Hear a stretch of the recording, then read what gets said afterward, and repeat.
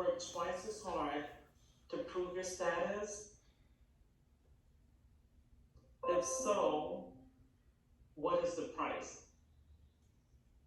I want to introduce to you our panel of speakers who will start the discussion on balancing health and wealth, as well as taking a look at the stressors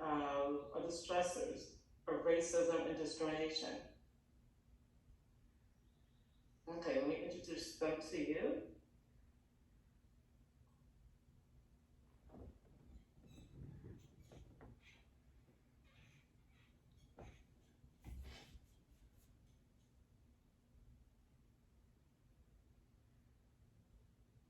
Our first panel member is James, and he's referred to as Dat Yoga Dude.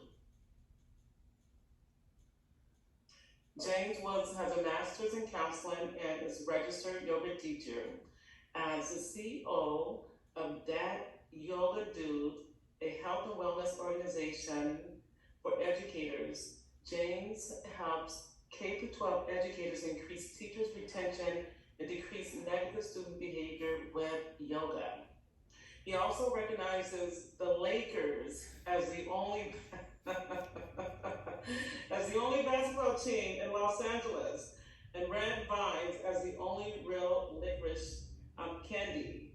He is the co-author of Timmy Tuck, a book series sharing wellness tools through a literary experience for educators and parents, and the founder of Million Men Meditation, an annual event providing wellness resources for parents, educators, and students. James is invested into the health and well-being of his community and dedicated to helping students feel free to feel free. Please turn your microphones and cameras on, and let's give a thunderous da-da-da-da clap to James, Dat Yoga Dude. Hello, what's up, everybody? Thank you so much. And our second panel member is Dr. Ruckus Fuller.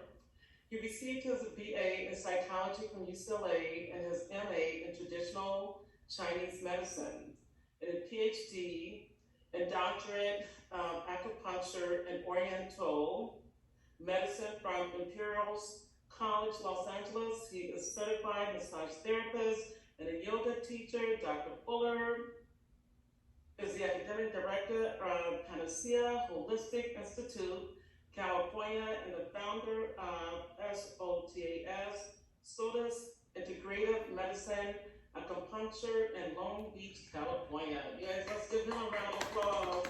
Hey! Good morning. Thank you. And our wonderful Romley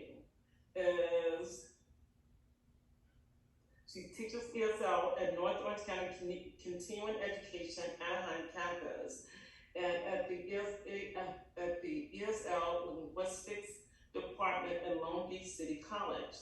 Ms. Pereira earned her master's degree in applied linguistics and a TSL certificate from California State University, Long Beach.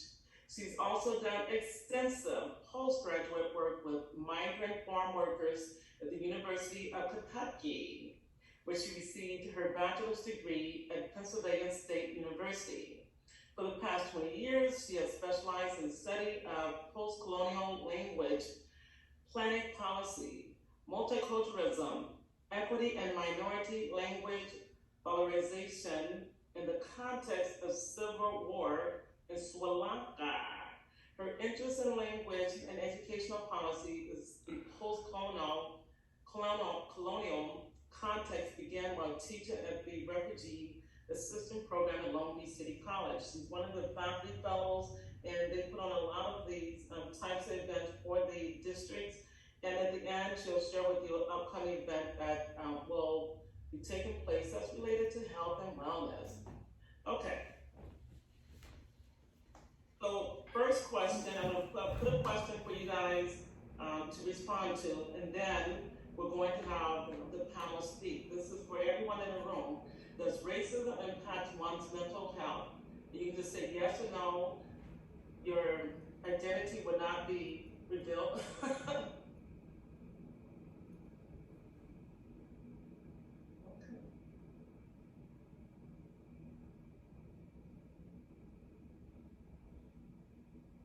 Okay, looks like 25 out of 25 people said, 27 people said yes, and 29 said yes. We have about 34, 35. Okay, we have 3% that said no.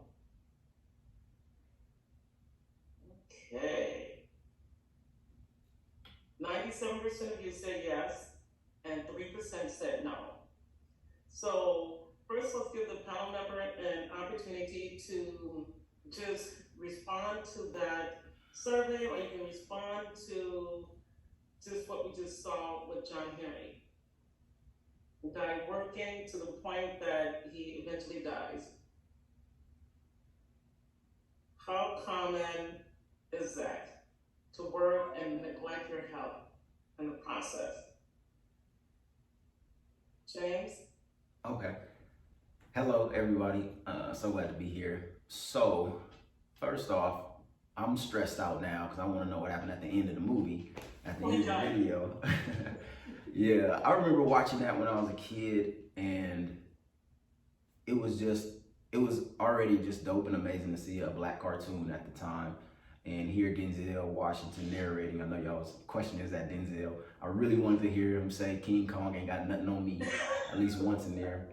But watching it now as an adult and seeing so much of the imagery and so much of the story being brought into what we're talking about today. So just being real, I never heard of the John Henryism concept and theory until I received information about what we were doing today. So I looked it up and doing some research, and I've heard about, showing up where you got to be 3 times more than people, you got to do 3 times more than the white folks, or 3 times more than the folks in charge, to be able to be relevant, to be able to be as much. And knowing that, not really acknowledging and connecting to the piece of you trying to do 3 times as much can kill you, can take away your life.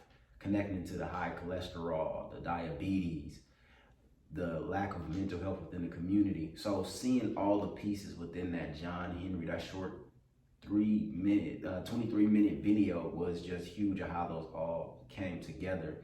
So yes, racism has an effect on us mentally, physically, physiologically, socially, how we're conditioned, our length of lifespan, our quality of life, all of that. But I just wanted to point out a few things in the John Henry piece.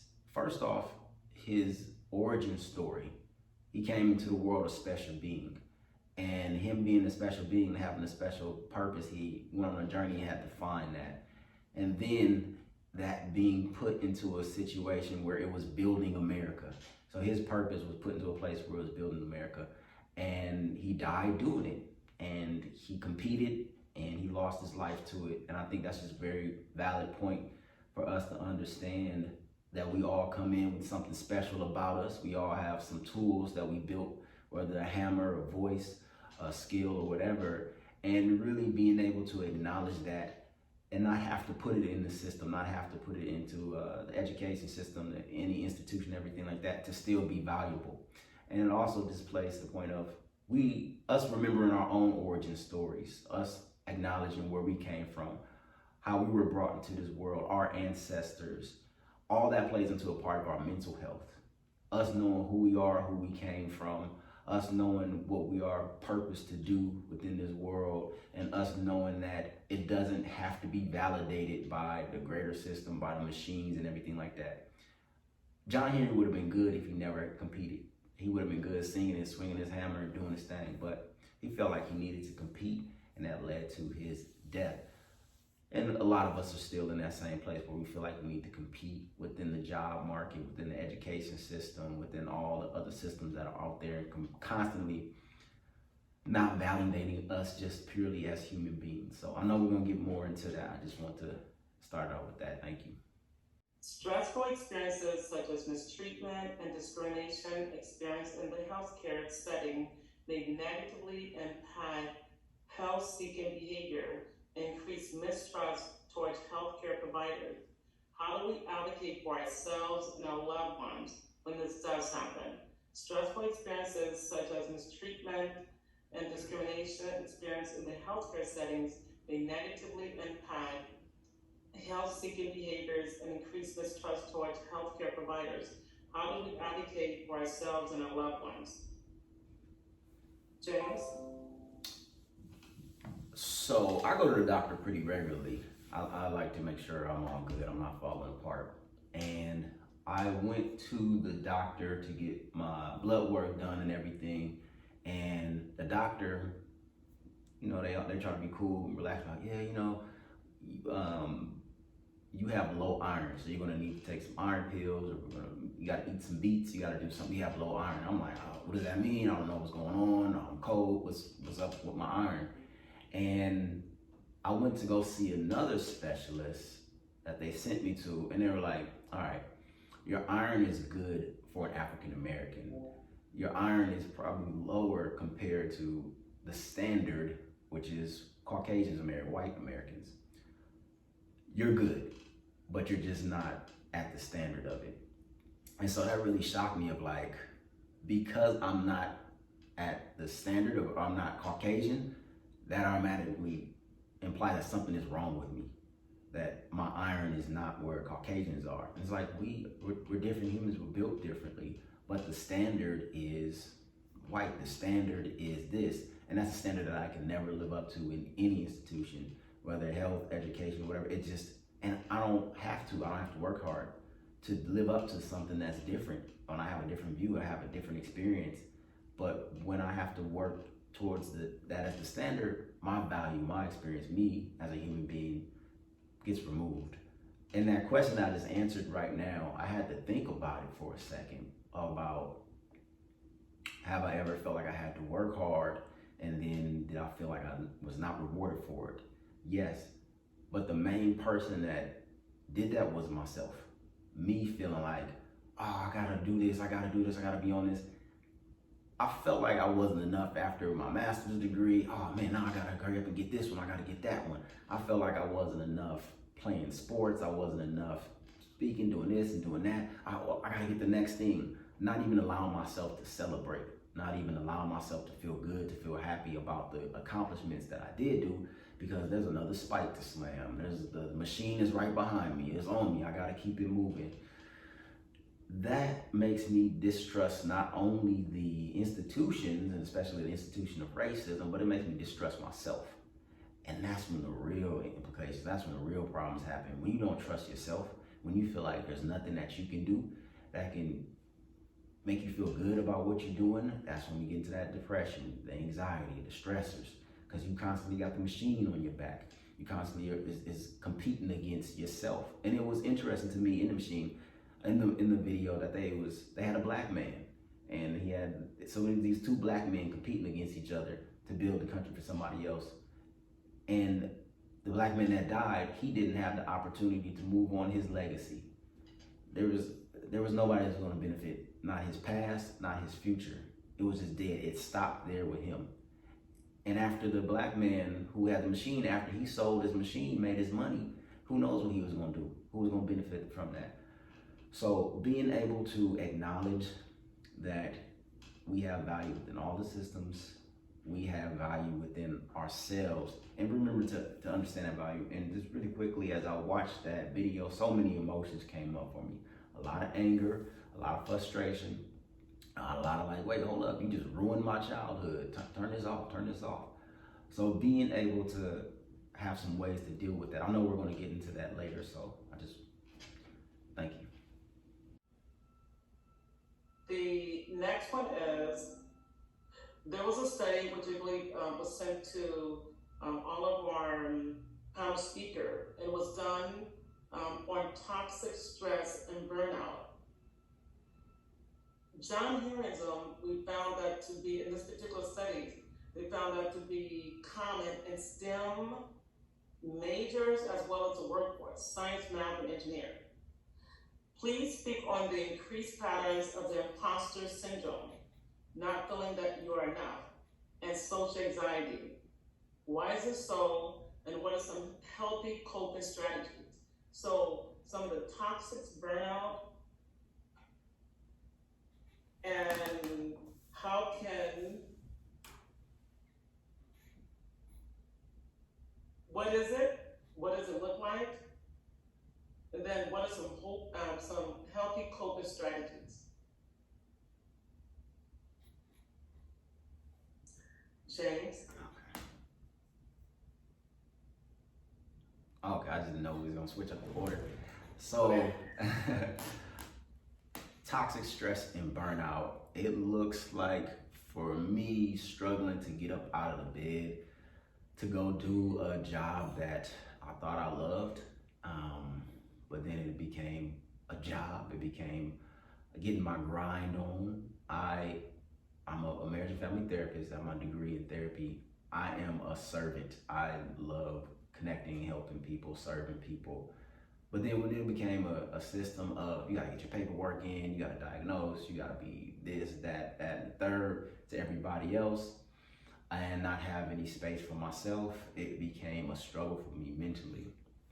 And when we talk about stressors, those toxic stressors, and we're gonna keep it in the psychology mindset, in that, in particular Western psychology, there's a man named Maslow, and he has it's called a hierarchy of needs. All right, where on the bottom of it, is just your food, clothing, and shelter, and then you have your emotions, feeling like you feel safe in the emotional place. And then you have a feeling of belonging, and then you have a feeling of self-actualization. All right, self-actualization is you stepping into your own self, you feeling like you. Self-actualization is that character that you see on TV that's super confident and doing their thing that you just look at like, oh, I want to be like them. On the way to self-actualization and being that person that you feel like in your mind you need to be, you can get blocked at just not having enough food, shelter, not knowing where you're gonna stay at night, not knowing where you're gonna get your next meal. You can get blocked at feeling like, if I go into this classroom, somebody's gonna yell at me. If I go into this classroom, somebody's gonna bring up a topic where I feel like I'm being attacked, or I feel like people are being aggressive with me. Or if I go into this classroom at all, I just feel like I don't belong. Having that sense of belonging is huge. I know I spoke about this. I went to my master's program and I went to Mount St. Mary's College. And I was the only black man in most of my classes. It was like one other brother in there. This is social work. This is in the field where it's mostly black and brown people and mostly women. I'm in the class. I'm the teacher's pet, so I get to class early. I want to make sure she see my face and make sure she know, because that's my mindset. You got to get there early. You got to be on time. I get there early. She's like, yo, can you go? She didn't say yo, can you go pick up some papers from the office from me? Because I forgot them up there. Cool. I walk my skippy self up to the office to go pick up the papers. I pop into the office. I see the aide sees me. I see her, she sees me. And I already know what she gonna say. What are you doing here? We need you to, where's your ID? You don't belong here, is what she said without saying it. And so when we talking about those toxic stressors, we talking about what they also call in psychology cognitive dissonance, as in you feel like you belong there because you did the work and you went to school and you got the grades, but then outside things around you, the people, the signs that don't look like you, the things in the book that don't address your needs, the lack of representation in the classroom start to make you feel and think like, oh, maybe I don't belong here. Do I belong here or do I not belong here? Should I be studying? Should I be working on my degree towards this? Is it going to make me money or is it going to make me happy? That starts to cause stress. And a lot of times what we have been taught when we get into those stressors is to grind harder, to work harder to make it through. Let me give you an example. My second car was a Honda Civic. It had like a 2000 black Honda Civic with a little spoiler on it. I had beaten and you couldn't tell me nothing. I had this car, but it was a manual transmission. if I grinded my gears as I'm switching, I'm going from first gear to second gear, and if I didn't do it right, I was gonna grind my gears, and that's bad for my engine if you grind it. If you hear any grinding in any kind of system, any friction that goes against, it's gonna cause some problems. But we are still so encouraged to grind. So after I go back to my teachers, the classroom, and I'm like, yo, she didn't let me get the papers, blah, blah, blah, blah. Then I'm like, I really gotta do it now. I gotta go up there and show her and do this. That stress just elevated even more. I was grinding even more, working on my internal gears, my mental, my emotional gears, and breaking down. So what we can do and what I could do in that situation, and what I ended up doing was taking a breath. All right, this is a person that is a part of the situation that I'm sure this person don't even know what's going on, but whatever's going on with her, I have to find out what's going on with me by let me taking a breath. As we talked about, as Dr. Fuller talked about, and Dr. Romney talked about asking the questions of the system, we also got to ask the questions of ourselves. What's going on with me? What am I feeling? What's happening right now? Why am I so pissed? Why am I so angry? Who am I angry at? What are the things that's going on? Asking ourselves these questions, and as we start to ask these questions, of course, we already got the answers to them.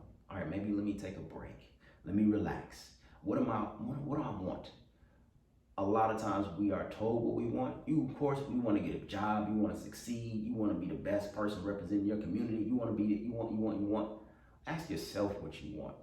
What kind of career do you want? What kind of life do you want? What kind of experience do you want? What do you want for yourself is one of the hugest questions that you can start to ask.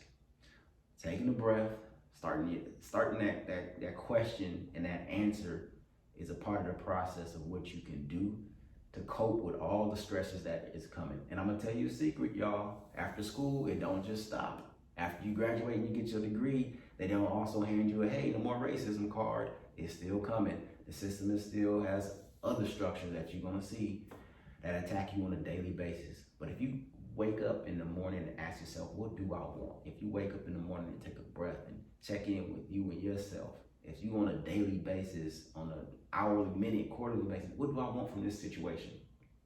You can start to feel, and you can start to know the questions that you should ask. The questions that you're going to be asking of yourself first, and the questions that you're going to be asking and demanding of those systems that hold a lot of power, but ain't nobody holding power over the questions that you can ask for yourself. So we'll start there. Ask yourself those questions. What you want? Why are you here? Why are you in this classroom right now? Is it for extra credits? If it is, it is. I feel it. But are you really brought here because you want to know the questions to ask as you go up to the next level? Colin Powell died. If y'all don't know who Colin Powell was, yeah, Colin Powell died this morning. He died. He was one of the first biographies I read as a young black man, and he talked about how he had to navigate the system. So Colin Powell, 5-star general, he was like head of the Pentagon back in the day. He had to go through a lot of crap. He was under the Bush administration, a lot of wars.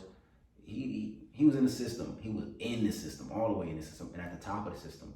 I read his book, and he talked about the different strategies that he had to do, the different games that he had to play to navigate the system. But one of the key things he brought it back to was, what do I want from this? I ain't gonna let them just use me. I ain't gonna let them just spit me out. I remember this thing was on HBO or something like this animated series with Denzel Washington. And I also remember, like on HBO and stuff, I wasn't supposed to be watching this, but it was also those shows literally about the pimps. I can't remember the name of the show, but it was a show about the pimps. And in the pimp world, they have a term called cop and blow. You're getting in new people that you abuse, and then after they burnt out, you get another one. So understanding the questions and understanding you want before somebody bring you into a game, bring you into a situation that'll burn you out, and then they'll just bring in another one or bring in a machine for you. Ask those questions, and I'm gonna leave it there. Thank you, James. At one point, it felt like I was in my mind, I was in a black church. And I was like, amen, go ahead, preach on it, James. I'll pass the collection plate later. Okay, Dr. Fuller?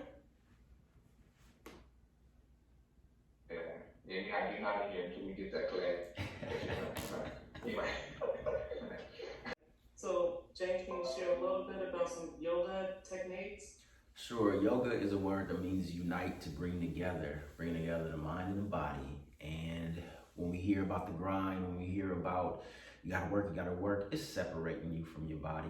You've been at the computer for 12 hours and your back hurt, your hands cramped up, but you ain't even paying attention to it because you gotta get that work done.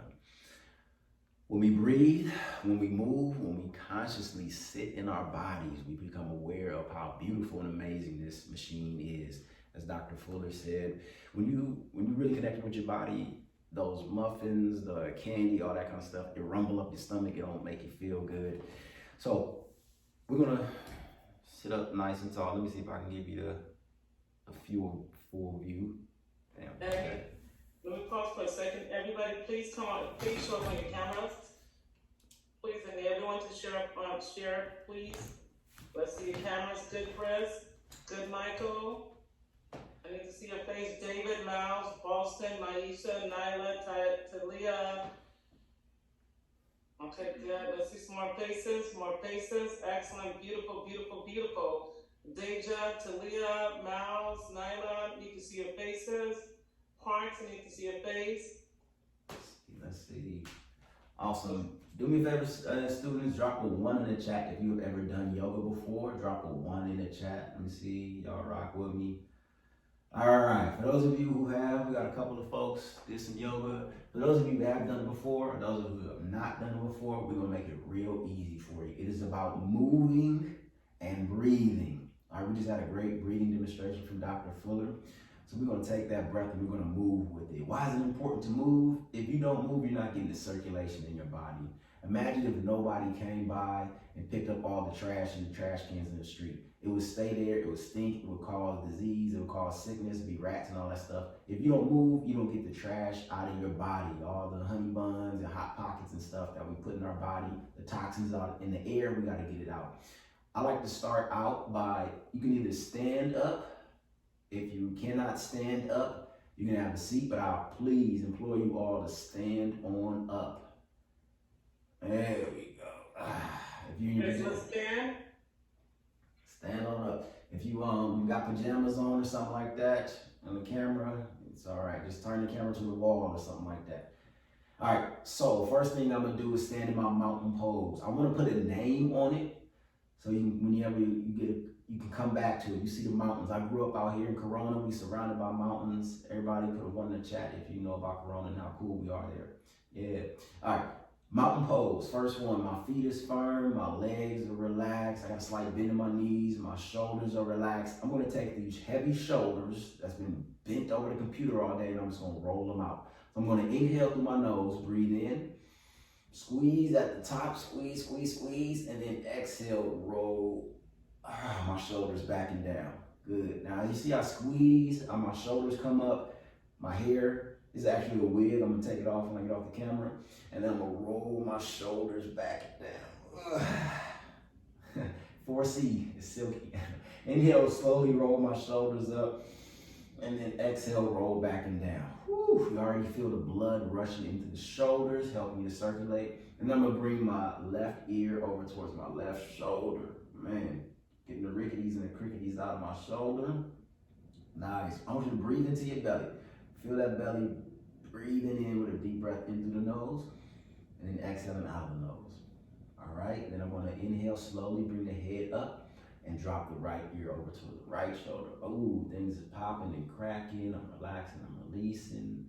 Good. Standing up. My legs getting strong. My butt was getting numb for a second.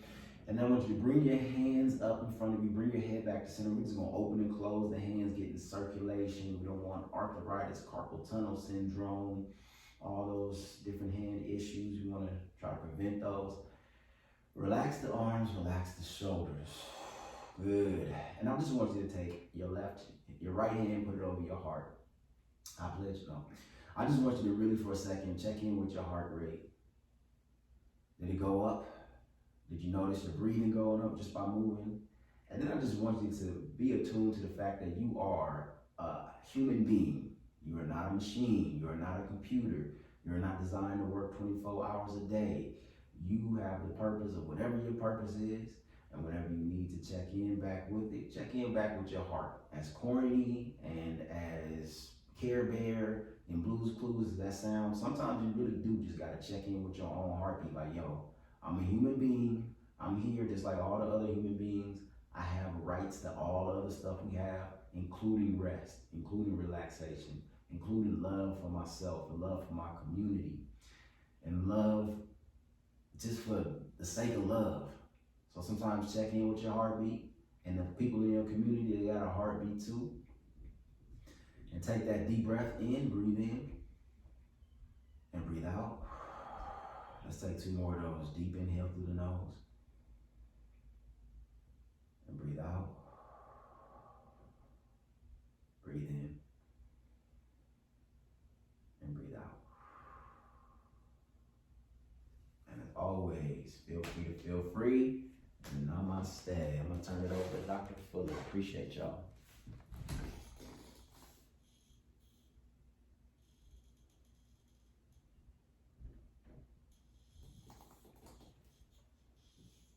I think Ronnie was closing this up. You want me to answer that? We can answer that now, because James left us at the heart. I'm going to get us to the waist, though. Just real quick, just move your hips around. Just roll that around. Jump back up and roll the hips around. 3 times. 3 times in the direction. Roll those hips. Yeah, that feels good, huh? Yeah. That feels good. But don't leave that one out. There you go. All right. That's it. I got more, but we will. I was waiting for that, Rufus. I was waiting for the rolling of the hips. It's the signature Dr. Fuller move. So what I'm gonna do is I'm just gonna close out